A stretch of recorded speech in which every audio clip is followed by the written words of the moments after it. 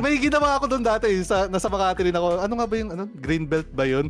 Meron kasing part doon na parang upuan lang na parang stairs. Ginagawa ko lagi yun pag uwian.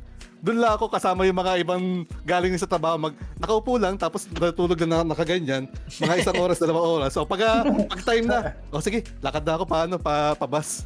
Hindi ka naman nawalan ng wallet or... Hindi, pare-parehas kami dun eh. Yakap-yakap namin yung bag namin, tapos parehas kami nakayuko ganyan. Isipin mo, hili-hilerang hagdanan yun na upuan, tapos pare-parehas kami nakayuko. Safety numbers.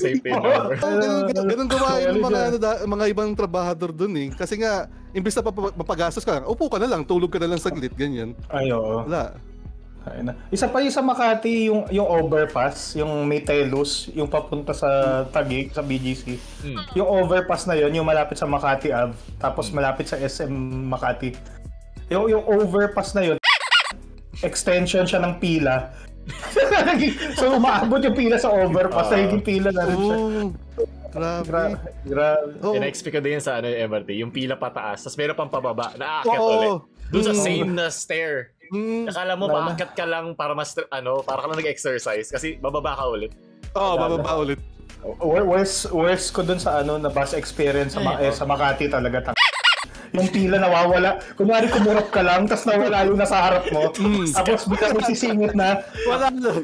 Tapos yung mga nasa likod mo, sino ba nasa harap mo, kuya? Hindi, nawala na. Magkagulo. Mag-aaway pa kayo. Lahat na tao gusto umuwi. Meron nga phantom pila doon, nakapila ako.